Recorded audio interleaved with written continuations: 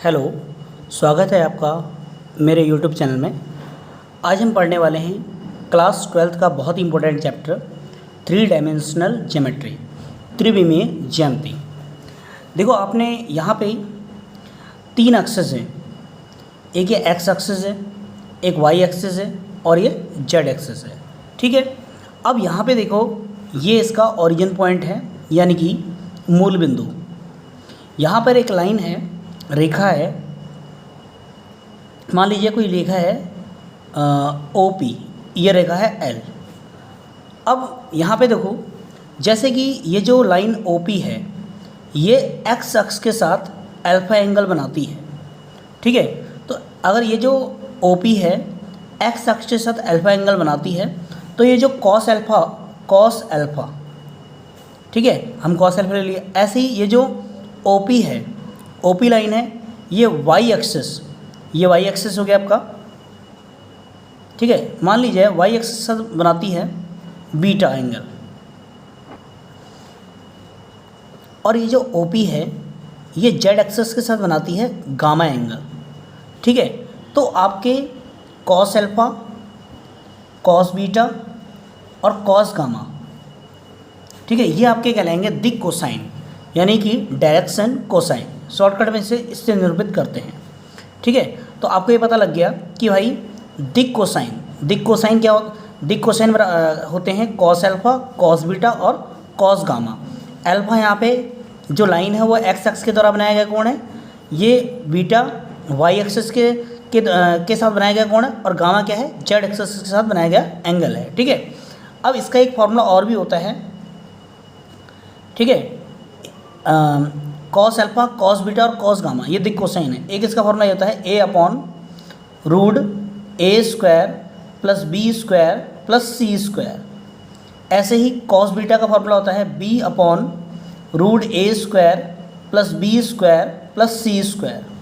ठीक है, cos gamma का फॉर्मूला होता है c/√a² plus b² plus c²। ठीक है, अब यहाँ पे ए बी सी क्या है? ठीक है, यहाँ जो ए बी सी हैं ये हैं दिक अनुपात, डायरेक्शन रेशियो। ठीक है, अब जैसे ये कैसे फाइंड होते हैं, या तो ये दिए होंगे, जैसे मान लीजिए ये x1 है, ये y1 है और ये z1 है, एक पॉइंट।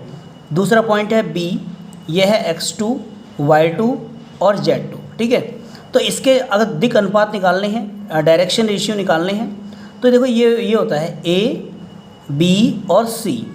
a होता है आपका x2 माइनस x1 और b होता है y2 माइनस y1 और c होता है आपका z2 माइनस z1। तो आपको समझना पड़ेगा। देखो, मैंने आपको क्या बताया, सबसे पहले आपको बताया दिक कोसाइन। ठीक है, और इससे शॉर्टकट में लिखते हैं DRS। ठीक है, तो देखो दिक कोसाइन को हम रिप्रेजेंट करते हैं LMN से। ठीक है, L इक्वल टू, और दिक कोसाइन क्या होते हैं, डायरेक्शन कोसाइन क्या होती हैं, कॉस अल्फा, कॉस बीटा और कॉस गामा। ठीक है, और यहाँ अल्फा, बीटा और गामा क्या है, लाइन के द्वारा एक्स एक्सिस से बनाया गया कोण अल्फा है, और वाई एक्सिस के साथ बनाया गया एंगल बीटा है, और जेड एक्सिस के साथ बनाया गया एंगल क्या है, गामा है। ठीक है, और दिक कोसाइन के एक फॉर्मूले, ये भी फॉर्मूले होते हैं। इसका मैंने आपको बताया दिक अनुपात, डायरेक्शन रेशियो कैसे निकलते हैं, x2 माइनस x1 करेंगे तो a निकल जाएगा, y2 माइनस y1 करेंगे तो b निकल जाएगा। ठीक है, और z2 माइनस z1 करेंगे तो c निकल जाएगा। ठीक है, अब देखिए, अब relation between the direction cosine. अब दिक कोज्यों में क्या संबंध है? देखो, दिक कोज्य में संबंध होता है l² plus m² plus n² equal to कितना आपका 1। अब इसे हमें प्रूव करना है। ठीक है, ज़रा मैं इसे सॉल्व करता हूँ लेफ्ट हैंड साइड को लेके। ठीक है, l² plus m² plus n², हमें प्रूव करना है कि इसकी वैल्यू 1 होती है। तो ये रिलेशन है, दिक कोज्यों में संबंध क्या है, l² plus m² plus n² equal to 1। तो अभी मैंने l की वैल्यू लिखी थी, l की वैल्यू क्या होती है, a/√a² plus b² plus c²। a की वैल्यू है और ये स्क्वायर है तो स्क्वायर। फिर m की वैल्यू क्या है, m की वैल्यू क्या थी, b/√a² plus b² plus c²। और ये स्क्वायर है तो स्क्वायर, ठीक है। फिर n की वैल्यू क्या थी, n की वैल्यू थी c/√a² plus b² plus c², और ये स्क्वायर है तो स्क्वायर, ठीक है। अब देखो क्या होगा, a का तो a² हो जाएगा, और आपको पता है कि रूट का स्क्वायर तो वही हो जाता है, a² plus b² plus c², ठीक है। देख लो, हमें दिक् कोज्याओं में संबंध क्या है, l² plus m² plus n² equal to 1, ये दिक् कोज्याओं में संबंध है, ठीक है। अब l की जगह मैंने l की वैल्यू रख दी, m की जगह मैंने m का मान रख दिया, और n की जगह मैंने क्या रख दिया, n का मान रख दिया। अब b की जगह मैंने रखा b² का स्क्वायर और √a² plus b² plus c² का आपको पता ही है, वर्ग से रूट कैंसिल हो जाता है, ठीक है। तो ये भी हो गया a² plus b² plus c², यहाँ भी c का हो जाएगा c², ठीक है। यहाँ भी इसका हो जाएगा आपका a² plus b² plus c²। अब देखो तीनों का एलसीएम सेम है, जब तीनों का एलसीएम सेम है तो हम क्या करेंगे, ऊपर वालों को हम क्या कर देंगे, जोड़ देंगे, सम कर देंगे इनको। तो ऊपर वाला हो जाएगा a² plus b² plus c², और नीचे तो एलसीएम सेम ही है आपका, a² plus b² plus c²। अब इससे कैंसिल हो जाएगा, कितना आ जाएगा आपका 1। तो आपको याद हो जाना चाहिए कि भाई दिक् कोज्याओं में क्या संबंध है, l² plus m² plus n² equal to 1। तो अभी हमने दिक् कोज्याओं में संबंधित रिलेशन बताया, मैं प्रूव किया। डायरेक्शन क्वेश्चन फॉर्मूला क्या था, l² plus m² plus n² equal to 1। इसको आप ऐसे भी लिख सकते हो, l को हम किससे रिप्रेजेंट करते थे, कॉस अल्फा से, बताया था l equal to cos alpha होता है, m बराबर क्या होता है, कॉस बीटा, और n बराबर होता है कॉस गामा, और बराबर कितना हो गया 1, ठीक है। तो दिक् कोज्याओं में संबंध क्या है, l² plus m² plus n² equal to 1, या cos square alpha plus cos square beta plus cos square gamma equal to 1, ठीक है।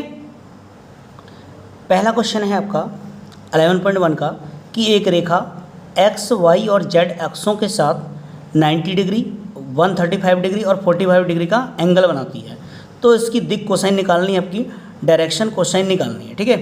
तो अब देखो हमें निकालना है दिक् कोसाइन। दिक् कोसाइन मतलब क्या निकालना है हमें, l, m और n। तो सबसे पहले मैं निकाल रहा हूँ l, और l बराबर होता है कॉस अल्फा, ठीक है। और आपको पता है अल्फा क्या होता है, x अक्ष के द्वारा बनाया गया कोण, तो कॉस अल्फा, अल्फा कितना है आपका 90 डिग्री है, तो यहाँ लिख दिया कॉस 90। अब आपको वैल्यू पता होनी चाहिए कॉस की, ठीक है, और हमें कॉस थीटा की वैल्यू पता होनी चाहिए। आपको पता है कॉस 0 की वैल्यू 0 होती है, ठीक, कॉस 0 की वैल्यू 1 होती है, कॉस 30 की वैल्यू होती है √3/2, कॉस 45 की होती है 1/√2, कॉस 60 की होती है 1/2, कॉस 90 की होती है 0, ठीक है। इसके आगे की वैल्यू भी इसको छोड़ के सब माइनस लिख दो, माइनस का 1/2 होती है इसकी वैल्यू, इसकी वैल्यू कितनी होती है माइनस का 1/√2, इसकी वैल्यू कितनी होती है माइनस का √3/2, और कॉस 180 की वैल्यू कितनी होती है माइनस का 1। तो आप समझ रहे हो ना, पहले आपको पता ही है कि पहले ये तो आपको पता ही है 1√3/2, 1/√2, 1/2 और 0। फिर इसको छोड़ के ना इसको लिख देते हैं, इसको लिख देते हैं, इसको लिख देते हैं, और इसको लिख देते हैं माइनस में। तो अब कॉस 90 और कॉस 90 की वैल्यू कितनी है 0, तो ये आपका आ गया 0, ठीक है। इसके बाद हमें निकालना है m, ठीक है, LMN मतलब दिक् कोसाइन होगी, और m बराबर क्या होता है कॉस बीटा, कॉस बीटा होता है। अब बीटा y एक्सिस के द्वारा 135 डिग्री का है, तो कॉस बीटा कितना है 135 डिग्री, तो कॉस 135 डिग्री का मान कितना है आपका माइनस का 1/√2, ठीक है, ये आ गया। तीसरा हमें निकालना है n यानी कि कॉस गामा। गामा क्या होता है, z एक्सिस के द्वारा बनाया गया कोण, और z एक्सिस के एंगल कितना 40 डिग्री, x एक्सिस के साथ 90, y के साथ 135 और z के साथ 45 डिग्री, कॉस 45, और कॉस 45 की वैल्यू कितनी होती है 1/√2, यानी कि आपकी दिक् कोसाइन आ गई, दिक् कोसाइन। तो दिक् कोसाइन आपकी क्या आई, एक आई आपकी 0, दूसरी क्या आई माइनस का 1/√2, और तीसरी क्या आ गई 1/√2, ठीक है। एक चीज़ मैं आपको बताना भूल गया, और बहुत ही इंपॉर्टेंट एक्सरसाइज है, इसमें से एक क्वेश्चन हमेशा आता है बोर्ड एग्जाम में, ठीक है। मैं आपको एक बात और ध्यान रखेंगे आप लोग कि देखो जैसे कोई भी है ना, जैसे मान लीजिए ये x है, ये y है और ये z है, ठीक है। हमेशा एक बात ध्यान रखो कि x और y के बीच 90 डिग्री का होता है, y और z के बीच भी 90 डिग्री का होता है, और जेड और एक्स के बीच में 90 डिग्री का होता है। मतलब हमेशा ना एक बात का ध्यान रखना है कि जैसे कोई भी मतलब एक्सेस होते हैं ये एक के साथ में 90 डिग्री का एंगल बनाते हैं हमेशा, ठीक है। ये आ गया, मतलब एक्स वाई और जेड तीनों एक दूसरे के परपेंडिकुलर होते हैं। अब सेकंड क्वेश्चन करेंगे और बहुत इंपॉर्टेंट भी है ये, बहुत ही इंपॉर्टेंट क्वेश्चन है। एक रेखा की दिक् कोसाइन ज्ञात कीजिए जो निर्देशांकों के साथ समान कोण बनाती हैं। अब देखो यहाँ पे क्या कह रहा है कि ना कि जो रेखा है वो समान कोण बनाती हैं, ठीक है। मतलब एक्स अक्ष के साथ भी, वाई अक्ष के साथ भी और जेड अक्ष के साथ भी। आपको पता है कि एक्स अक्ष के साथ बनाया गया कोण अल्फा है, वाई अक्ष के साथ बनाया गया कोण बीटा है और जेड अक्ष के साथ बनाया गया कोण क्या है, गामा है। ये तीनों के तीनों क्या हैं, बराबर हैं, ठीक है। जो रेखा समान कोण बनाती है यानी कि alpha equal to beta equal to gamma, question लिया समान कोण बनाती हैं। और अभी मैंने आपको एक रिलेशन पढ़ाया था, क्या पढ़ाया था मैंने, एल स्क्वायर दिक् कोसाइन में, दिक् कोसाइन में क्या संबंध होता है, L square plus M square plus N square बराबर 1, दिक् को ज्योमेट्री में संबंध होते हैं।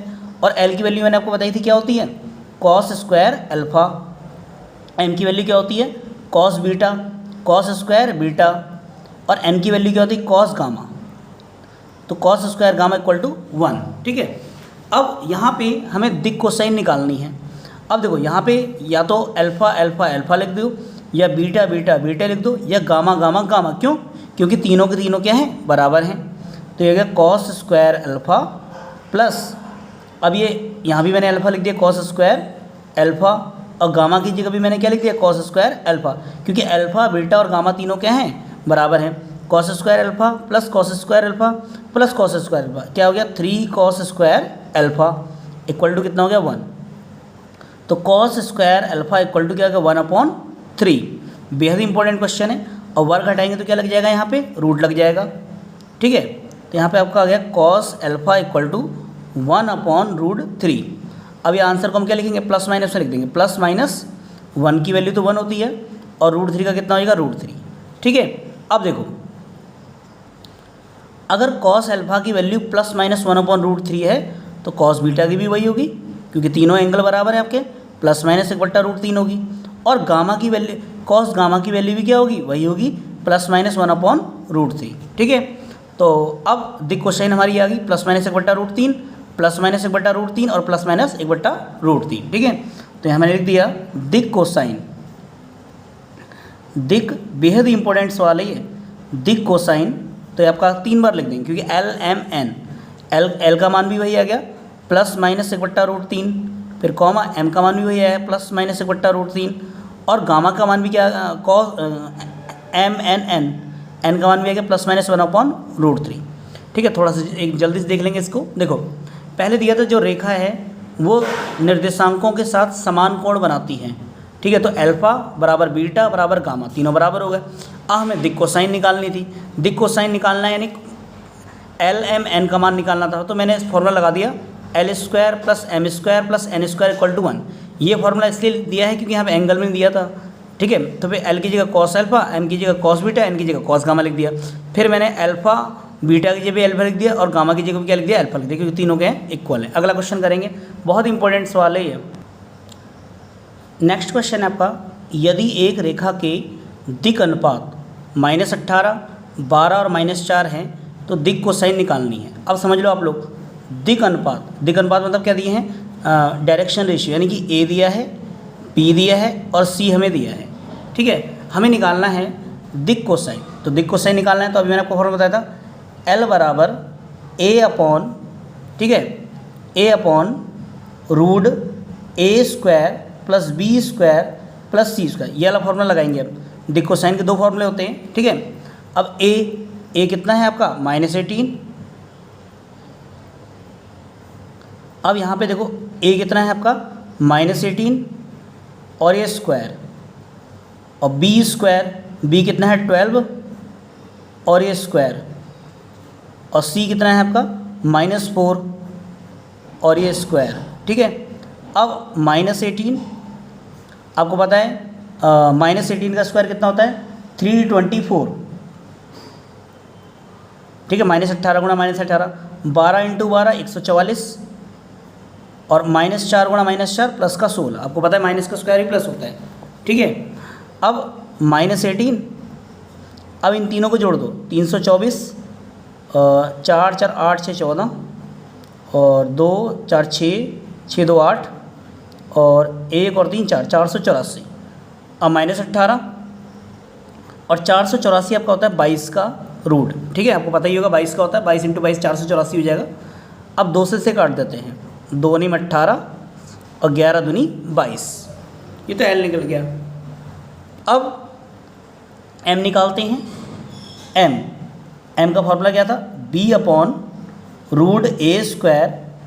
b² + c², ठीक है। दिक कोसाइन निकालने, एल एम एन निकालनी है आपको, दिक कोसाइन निकालनी है, दिक कोसाइन मतलब LMN, ठीक है।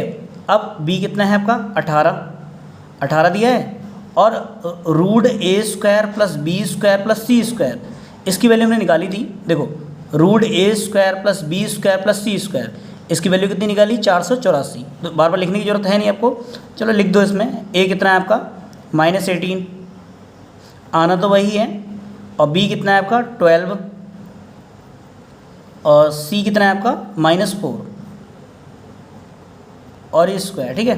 तो ये आपका आ गया 12, और नीचे आपका कितना आ जाएगा √484, आया ना तो वही है।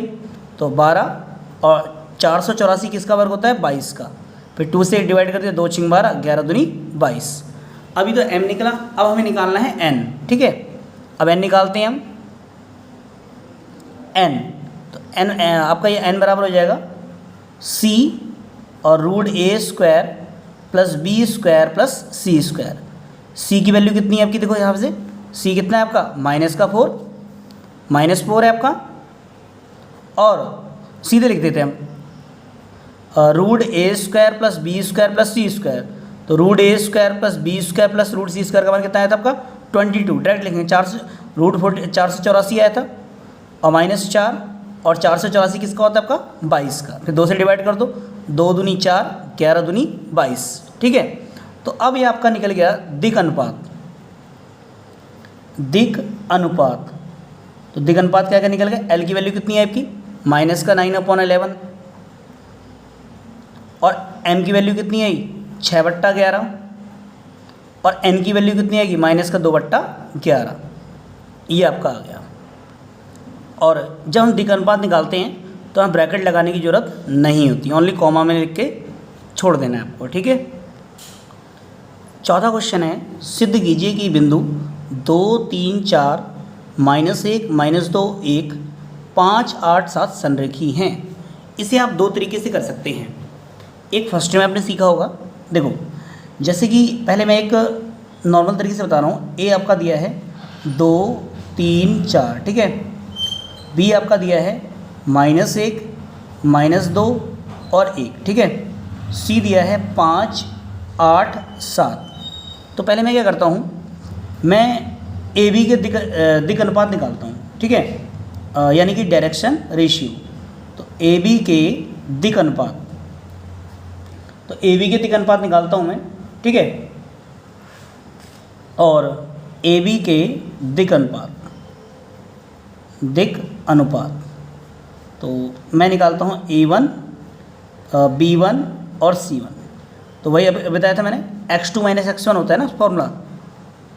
तो -1 -2 -3 फॉर्मूला बताया था ना मैंने। a बराबर क्या होता है x2 - x1, और b बराबर क्या होता है y2 - y1, c बराबर क्या होता है z2 - z1। ये फॉर्मूले होते हैं किसके, दिक अनुपात का, डायरेक्शन रेशियो के, ठीक है। अब b1 तो आपका आ गया -2 और -3 -5। c1 निकालता हूँ 1 और -4, कितना का -3, ये आ गया ए बी। फिर उसके बाद BC, इस BC के दिक अनुपात में आ जाओ। BC के दिक अनुपात अब भाई, अब BC के दिक अनुपात निकालने हैं, तो A2 बराबर क्या हो जाएगा 5 -1 यानी +1 हो जाएगा, 6 हो गया, ठीक है। फिर B2 निकाल दो, 8 -2 यानी +2, कितना आ गया 10। C2 7 -1, कितना हो गया आपका 6, ये आ गया, ठीक है। अब देखो अब यहाँ पे एक बात हमें देखने में स्पष्ट हुआ कि देखो अगर हम इन्हें अपॉन में कर दें, देखो A1/A2 -3/6, तो 3 1 जा 3, 3 2 जा 6। फिर इनको अपॉन में कर दें B1/B2, यानी कि -5 -10, 5 से कट के 5 5, 5 दूनी 10, ठीक है। इसके बाद इसको अपॉन में कर दें C1/C2, C1/C2 -3/6, 3 कम 3, 3 दूनी 6। देखो ये तीनों के तीनों बराबर आ रहे हैं, -1/2, -1/2 और -1/2, तीनों के तीनों बराबर आ रहे हैं। अब एक बात आप देख लो, A1/A2 बराबर B1/B2, C1/C2, तीनों बराबर आ रहे हैं। तो आपने 10th क्लास में पढ़ा होगा, जब तीनों के तीनों बराबर होते हैं तो जो रेखाएं होती हैं वो समांतर होती हैं, ठीक है। तीनों के तीनों जब बराबर होते हैं, यानी कि जो AB है वह BC, ठीक है, एक दूसरे के क्या होंगे, समांतर होंगे। AB व BC समांतर होंगे। परंतु अब एक बात समझो, AB में और BC में, इन दोनों में B कॉमन भी है। देखो ना, AB में भी B आया है और BC में भी B आया है, परंतु B उभयनिष्ठ है, कॉमन है, उभयनिष्ठ है। तो लिखेंगे अतः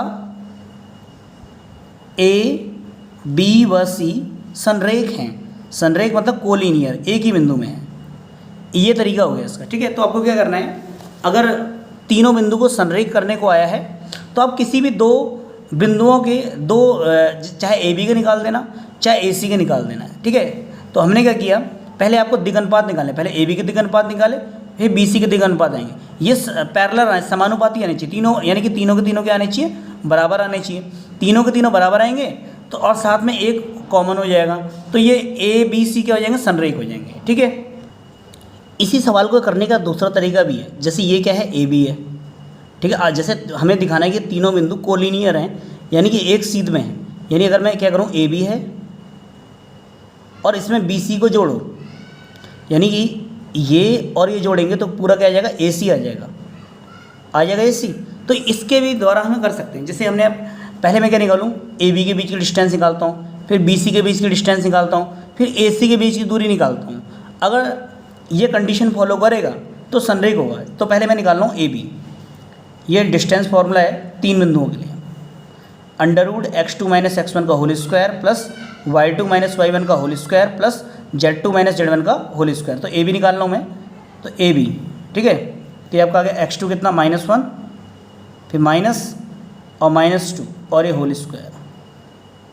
ये आपका आ गया -2, y2 - y1 -3 और ये होल स्क्वायर। फिर z2 कितना हो गया आपका 1, फिर -4 और ये होल स्क्वायर। समझ रहे हो ना, क्योंकि ये x1 हो जाएगा, ठीक है, ये y1 हो जाएगा और ये z1 हो जाएगा, ये हो जाएगा x2 और ये हो जाएगा y2 और ये हो जाएगा z2। आप इस तरीके भी कर सकते हैं, पहले वाले को भी अपना सकते हो, ठीक है। तो -1 और -2 -3 और -2 -3 -5 और 1 में से 4 गया कितना, -3। अब -3 का हो गया, -3 का स्क्वायर 9, -5 का स्क्वायर 25 और -3 का स्क्वायर 9। तीनों को जोड़ देंगे तो कितना हो जाएगा, √43, ठीक है। अब AB आ गया, √43 आ गया, ठीक है। अब मुझे B और C के बीच की डिस्टेंस निकालनी है, BC निकालना है मेरे को, ठीक है, BC। तो BC निकालनी है आपकी, तो वही, तो B, अब इसमें आ जाओ, तो BC निकालना है। B कितना है आपका, -1, -2 और 1, और C कितनी है आपकी 5 8 7, ठीक है। अब यहाँ पे देखो, ये हो जाएगा x2, ये हो जाएगा y2 और ये हो जाएगा z2, ये हो जाएगा x1, ये हो जाएगा y1 और ये हो जाएगा z1, ठीक है। तो x2 - x1 5 माइनस प्लस 5 + 1 और ये होल स्क्वायर, और BC निकाल रहा हूँ ना मैं, 8, पहले 8 फिर माइनस और -2 तो क्या जाएगा +2 और ये होल स्क्वायर, ठीक है। फिर 7 - 1 का होल स्क्वायर, अब सीधे 5 में 1 6, 6 का स्क्वायर 36, 8 में 2 जोड़ा 10, 10 का स्क्वायर कितना हो गया 100, 7 में 1 गया 6, 6 का वर्ग कितना हो गया 36, और तीनों को जोड़ दिया तो कितना का √172। ठीक है, अब देखो, अब इसके 172 के हम करेंगे फैक्टर। आपको क्या करेंगे, अब देखो 172 के मैं फैक्टर करता हूँ, और 2 से डिवाइड करेंगे, 2 अट्ठे 16, 2 छिंग 12, फिर 2 से डिवाइड किया, 2 चौको 8, 2 तियाँ 6, और 43 जब और संख्या है तो कटेगी नहीं, 43 से कम 43, 43 से कटता है, तो 2 गुणा 2 गुणा 43। अब इसका जोड़ा है तो बाहर ले लेंगे, तो 2√43। ए बी निकाल लिया, बी सी निकाल लिया। अब क्या निकालता हूँ मैं, ए सी, ए सी, ए सी। ठीक है, तो ए सी निकाल रहा हूँ, 5 - 2 और ये होल स्क्वायर, 8 - 3 और ये होल स्क्वायर, 7 - 4 और ये होल स्क्वायर। ठीक है, अब 5 में से 2 गया 3 और ये स्क्वायर, 8 में से 3 गया 5 और ये स्क्वायर, 7 में से 4 गया 3 और ये स्क्वायर। ठीक है, 3 का स्क्वायर हो गया 9, 5 का स्क्वायर 25, 3 का स्क्वायर 9, 9 18 और 25 43। अब हमें क्या करना है, अगर किसी भी दो को जोड़ के देखो, अगर मैं क्या करूं, ए बी कितना है आपका √43 है, और ए सी कितना है √43 है, तो मैं ए बी को जोड़ता हूं, मतलब किसी भी दो को जोड़ सकते हैं, किसी भी दो को जोड़ के तीसरा आ जाना चाहिए, ए बी प्लस ए सी। तो ए बी कितना है आपका √43 है, और ए सी कितना है √43 है, ये आ गया। अब √43 और √43 जोड़ेंगे तो कितना आ जाएगा 2√43। ठीक है, बताइए ना आपको कैसे। हाँ, इसके आगे एक मान लो, इसके आगे एक मान लो, तो एक और एक कितना होगा 2√43। ठीक है, और ये 2√43 क्या है आपका, ये आपका है बी सी। तो ये आ गया आपका, देखो A B plus A C equal to क्या आ गया बी सी। मतलब ये ज़रूरी थोड़ी कि जैसे ये है ना, ये है, ये ज़रूरी नहीं कि बी यहाँ हो सी यहाँ हो सकता है सी यहाँ हो और ये बी यहाँ हो, ए सी ऐसी आ गया, फिर ये बी सी, मतलब कोई भी आगे पीछे हो सकता है, इससे कोई फर्क नहीं पड़ता ना। तो किसी भी दो को जोड़ के तीसरा आ जाएगा, तो लिखेंगे अतः ए बी व सी क्या है, कोलिनियर हैं, संरेख हैं। तो समझ आ गया होगा। ठीक है, ये आपका हाई स्कूल का मेथड है। ठीक है, फर्स्ट ईयर का। 5वां क्वेश्चन जो है उसमें देखो, हमें यहाँ पे जो त्रिभुज है उसके शीर्ष दिए हैं।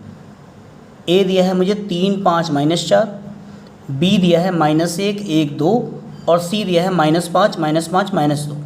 हमें क्या करना है, पहले मुझे इन तीनों भुजाओं के दिक् कोसाइन निकालनी है। पहले मुझे ए बी की निकालनी है। ठीक है, तो पहले मैं ए बी में चलता हूँ। ठीक है, पहले मुझे दिक् कोसाइन निकालने के लिए मैं दिक् अनुपात निकाल लेता हूँ। ए मुझे दिया है 3 5 -4 और बी दिया है -1 1 2। तो मुझे ए निकालता हूँ मैं आपका -1 और -3 माइनस का 4। दिक् अनुपात निकाल रहा हूँ मैं 1 - 5 माइनस का 4 और 2 -4 तो क्या है +4, 2 और 4 कितना आ गया 6, ये आ गया। अब देखो क्या होगा, अब यहाँ पर हमें निकालना दिक् कोसाइन। तो दिक् कोसाइन पहले L बराबर A/√A² + B² + C²। ठीक है, ये फॉर्मूला है। A कितना है आपका -4, ये आ गया। अब A² यानी -4 का स्क्वायर और B² यानी -4 का स्क्वायर और C² यानी 6 का स्क्वायर। तो -4, 4 का स्क्वायर 16 -4 का, -4 का स्क्वायर 16 और 6 का स्क्वायर कितना हो गया 36। ठीक है, तो आपका आ गया -4 और तीनों को जोड़ देंगे 16 16 32, 32 और 36 कितना हो गया 68। ठीक है, √68 आ गया। -4, अब √68 के फैक्टर करेंगे, 2 दूनी 4 गुणा 17, 17 दूनी 34 होता है, 34 दूनी 68। तो ये जोड़ा है, जोड़े में से बाहर आ जाएगा -4 और 2/√17। तो यानी कि 2 दूनी 4 -2/√17, ये आया। अब दूसरा m निकाल लेते हैं। m बराबर वही होता है b upon root a square plus b square plus c square, ये सीधे लिख देंगे, ठीक है। b कितना है आपका -4 और root a square plus b square plus c square, इसकी वैल्यू कितनी रूट 68 आई है और रूट 68 का मान क्या था 2 रूट 17, तो सीधे लिख दे रहा हूँ 2 रूट 17, 2 दूनी 4, 2 बट्टा रूट 17, ठीक है। फिर उसके बाद n निकालते हैं।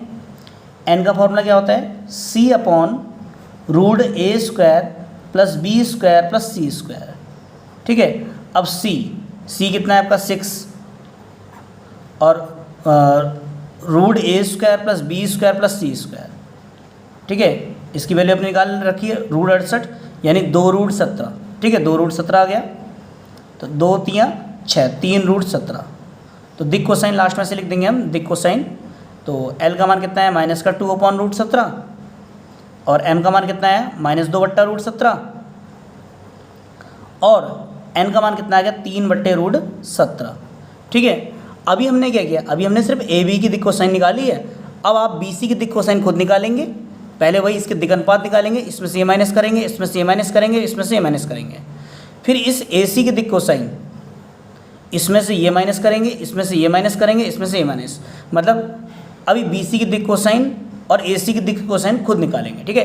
अब सबसे इंपॉर्टेंट क्वेश्चन जो कि एक्सरसाइज हमारी 11.1 खत्म हो गई है। अब एक बहुत ही इंपॉर्टेंट क्वेश्चन जो हर बार आता है बोर्ड एग्जाम में। अब देखो बहुत इंपॉर्टेंट क्वेश्चन है, x, y तथा z अक्षों की दिक कोसाइन ज्ञात कीजिए। तो पहले एक बात समझ लो, ये जो x अक्ष है ना, पहले x अक्ष की दिक कोसाइन निकालनी है। जो x अक्ष है वो क्रमशः x, y व z अक्षों के साथ देखो क्रमशः देखो एक बात समझ लो आप लोग, हमेशा x अक्ष के साथ 0 का कोण बनाएगा, x y के साथ 90 का कोण बनाएगा और x z के साथ भी 90 का कोण बनाएगा, का कोण बनाता है, एंगल बनाता है। बात को समझ लो, मतलब खुद के साथ 0 का बनाएगा, मतलब और दूसरों के साथ 90 का, यानी x y z तीनों एक दूसरे के लंबवत होते हैं। अब तो पहले x अक्ष की दिक कोसाइन निकाल लो, L equal to cos alpha.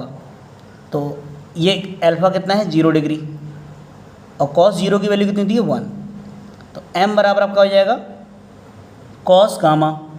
Gamma मतलब y अक्ष के साथ, तो x वाला y अक्ष के साथ कितना बनाता है 90 डिग्री का, कॉस 90 और कॉस 90 का मान कितना होता है 0। फिर n निकालता हूँ मैं, कॉस गामा है कॉस और x अक्ष z अक्ष के साथ कितने कोण बनाता है 90 डिग्री का, तो कॉस 90 का मान कितना हो गया 0। तो ये आपका आ गया दिक अनुपात आपका आ गया 1 0 0।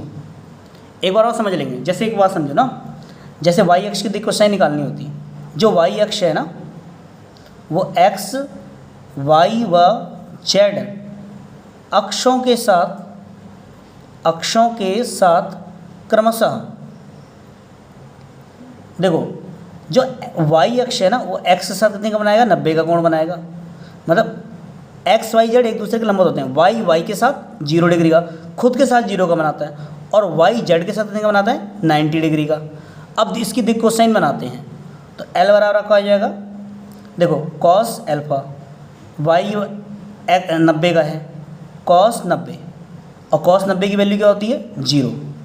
फिर m कॉस बीटा, तो y के साथ कितने का बनाता है 0 का, तो कॉस 0 की वैल्यू कितनी होती है 1। फिर y z के साथ कितने का बनाता है 90 का, तो n बराबर कॉस गामा, तो कॉस 90 की वैल्यू कितनी होती है 0। तो यानी कि x अक्ष की दिक कोसाइन क्या आ गई, सॉरी दिक कोसाइन अनुपात नहीं है, दिक कोसाइन। तो y अक्ष की दिक कोसाइन क्या आ गई, y अक्ष की दिक कोसाइन कितनी आ गई आपकी, कोसाइन, यानी 0 1 और 0। ऐसे ही देखो अगर हमें z अक्ष की दिक कोसाइन निकालनी होती, z अक्ष की दिक कोसाइन बहुत इंपॉर्टेंट क्वेश्चन है ये, हर बार बोर्ड एग्जाम में आया है। तो देखो L बराबर होता है क्या कॉस एल्फा, m बराबर क्या होता है कॉस बीटा और n बराबर क्या होता है कॉस गामा। ये आ गया। अब देखो कॉस जेड वाला ना, तो X Y Z, Z X के साथ कितने का बनाएगा 0 का, तो कॉस जीरो की वैल्यू कितनी होती है 1। फिर जेड वाई के साथ कितने का बनाएगा 90 का, ओ जेड एक्स के साथ कितने का बनाएगा 90 का, ठीक है, कॉस 90, और कॉस 90 की वैल्यू कितनी होती है 0। फिर जेड वाला वाई के साथ भी 90 का बनाएगा, तो कॉस 90 की वैल्यू कितनी हो गई 0, ठीक है। फिर जेड के साथ कितने का बनाएगा आपका 0 का, तो कॉस 0, और कॉस 0 की वैल्यू कितनी होती है 1। तो यानी कि जेड एक्स की दिक् कोसाइन हो गई हमारी कितना 0 0 1, ठीक है। ये आ गया आपको, यानी कि एक्स अक्ष की दिक् कोसाइन कितनी आ गई, एक्स अक्ष की दिक् कोसाइन आपकी आई थी 1, एक मिनट, एक्स अक्ष की दिक् कोसाइन आएगी 1 0 0, और वाई की क्या है हमारी 0 1 0, और जेड की कितनी आ गई 0 0 1। इस वीडियो को लाइक करें, शेयर करें, कमेंट करें।